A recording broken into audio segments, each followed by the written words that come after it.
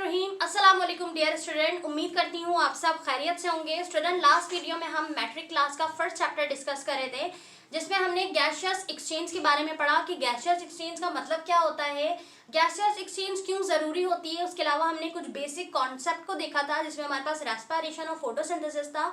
अगर आपने वो वीडियो नहीं देखी है तो आप पहले वो वीडियो देख लें, वरना आज का टॉपिक आपको क्लियर नहीं होगा। और अगर आपने देख लिया तो वेल एंड गुड, आज के टॉपिक को समझने में आपको काफ़ी मदद मिलेगी। तो आज हम जिस चीज़ को डिस्कस करेंगे that is about stomata. Student, हमने पढ़ा गैसियस एक्सचेंज इन प्लांट, जिसमें गैसियस एक्सचेंज परफॉर्म होता है with the help of photosynthesis process. अब उस फोटोसिंथेसिस प्रोसेस को करने के लिए जिस पार्ट की बेहद ज़रूरत होती है वो हमारे पास स्टोमेटा होता है। अब ये स्टोमेटा क्या है, स्टोमेटा का स्ट्रक्चर क्या है, इसका फंक्शन क्या है, इसमें मजीद कौन से सेल्स मौजूद होते हैं, हम इसे डिस्कस करते हैं। तो फर्स्टली स्टोमेटा का मतलब होता है स्टूडेंट माउथ, यानी कि किसी भी गैस के तबादले के लिए, गैस को निकालने के लिए या गैस को लेने के लिए जिस ओपनिंग और क्लोजिंग की जरूरत होती है वो ओपनिंग और क्लोजिंग हमारे पास स्टोमेटा कहलाता है। ठीक है, microscopic opening present in the epidermis of the leaves. हमारे पास जो स्टोमेटा होता है स्टूडेंट, ये माइक्रोस्कोपिक होता है, यानी कि इसे हम आम आंखों से देख नहीं सकते।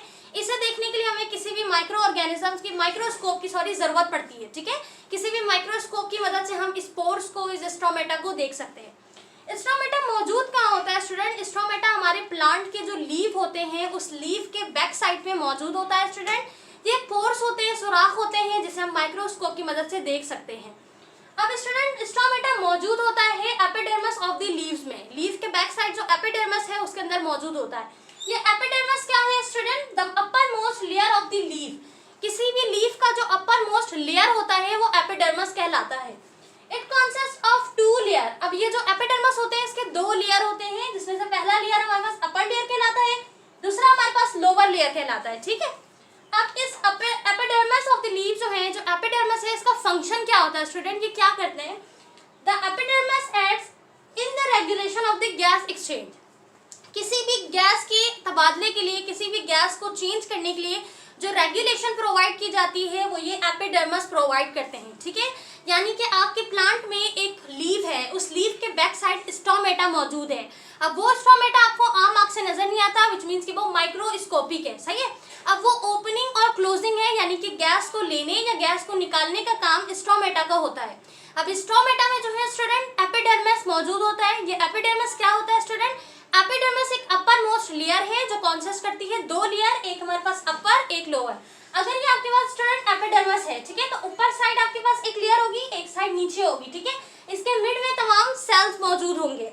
अब एपिडर्मिस का फंक्शन क्या है? एपिडर्मिस किसी भी गैस के तबादले को, किसी भी गैसियस एक्सचेंज को रेगुलेट करने में, रेगुलेशन करने में मदद फराहम करती है। ठीक है, अब इन दोनों एपिडर्मिस के दरमियान जो सेल होते हैं उस सेल को हम डिस्कस करते हैं कि वो सेल कौन से होते हैं।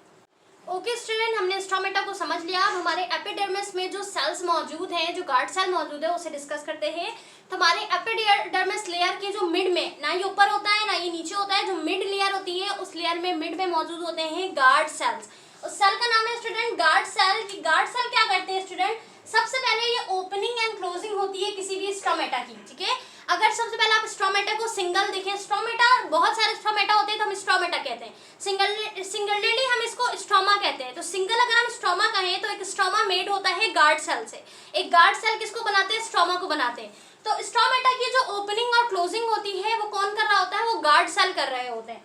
उसके अलावा ये इलास्टिक होते हैं आउटर सेल वॉल, यानी कि जो हमारे गार्ड सेल की जो सेल वॉल होती है, जैसे प्लांट में जो सेल वॉल मौजूद होती है सेल्यूलोज की बनी हुई होती है, तो उसके अलावा जो हमारे गार्ड सेल की सेल वॉल होती है, जो प्रोटेक्टिव लेयर होती है स्टूडेंट, वो कैसी होती है? इलास्टिक होती है। ठीक है, स्ट्रेचेबल होती है, यानी कि हम उसे खींच सकते हैं, इलास्टिक होती है, तभी तो वो ओपन होती है इजिली और क्लोज हो सकती है।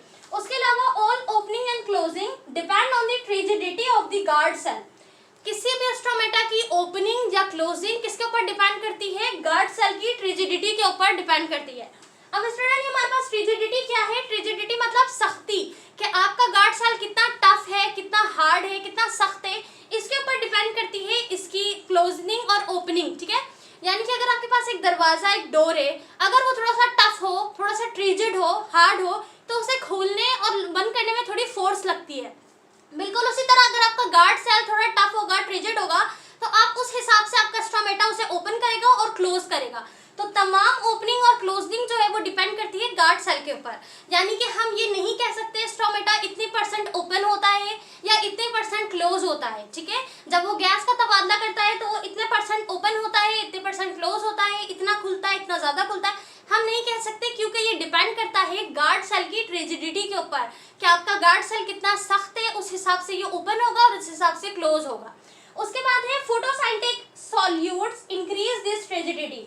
अब हमारे पास जब फोटोसिंथेसिस प्रोसेस होता है तो कुछ फोटोसिंथेटिक सॉल्यूट्स जो होते हैं वो क्या करते हैं, इसकी रिजिडिटी को, इसकी सख्ती को इंक्रीज करते हैं, बढ़ा देते हैं, ठीक है। उसके अलावा इसका अगर हम फंक्शन देखें कि गार्ड सेल का फंक्शन क्या है, तो गार्ड सेल सबसे पहले क्या करता है, हमारे स्टोमेटा में जितने भी गैसियस एक्सचेंज होते हैं उसकी ओपनिंग और क्लोजिंग करवाता है, ठीक है। उसके अलावा इसके पास जो इलास्टिक आउटर लेयर होती है वो हेल्प करती है आपके गैस के मुताबिक ये ओपन कर सके और क्लोज कर सके। फोटोसिंथेटिक सॉल्यूशन जो है, जब ये सॉल्यूट इसमें आता है तो इसकी रिजिडिटी को बढ़ा देता है, इसे मुझे टफ कर देता है, हार्ड कर देता है, ठीक है।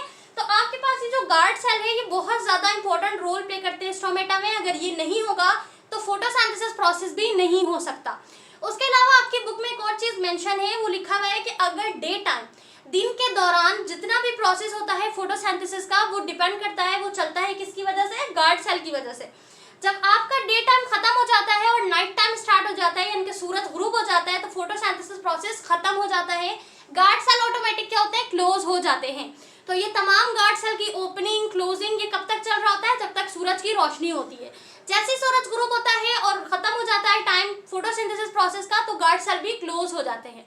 अब हमारे पास आपकी बुक में जो गार्ड सेल की डायग्राम है स्टूडेंट, वो डायग्राम बहुत ज्यादा इंपॉर्टेंट है, आप उसकी प्रैक्टिस कीजिए। अगर आपके एग्जाम में पूछी जाएगी तो उसे लाजमन बनाइएगा और दोनों को साथ बनाइएगा, यानी कि ओपनिंग और क्लोजिंग दोनों को बनाइएगा, अलग अलग नहीं बनाइएगा, ठीक है। उसके अलावा आपकी जो बुक में क्लोजिंग है, जब आपका स्टोमेटा क्लोज हो जाता है तो उसकी मुख्तलिफ लेबलिंग होती है, यानी कि उसमें एक न्यूक्लियस मौजूद होता है, एक साइटोप्लाज्म मौजूद होता है, क्लोरोफिल मौजूद होता है। अब हमारे पास जो प्रोसेस कर रहा होता है फोटोसिंथेसिस में, क्लोरोफिल ग्रीन पिगमेंट, वो कहाँ होता है, वो इसी गार्ड सेल के अंदर मौजूद होता है, ठीक है।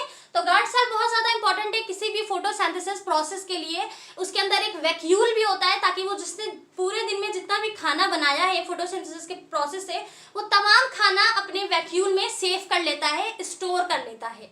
सो आई होप कि गार्ड सेल आपको समझ आया होगा कि गार्ड सेल कहाँ मौजूद होता है, किस तरीके से वर्क परफॉर्म कर रहा होता है।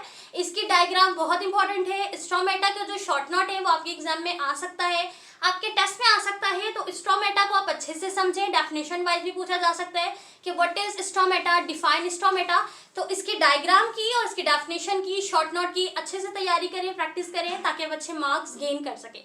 इस टॉपिक में कोई भी सवाल हो, कोई भी चीज़ जो आपको क्लियर ना हुई हो, तो आप पूछ सकते हैं। I hope this video lecture is helpful for you. Like the video and don't forget to subscribe. Thank you so much for watching. Take care. अल्लाह हाफिज।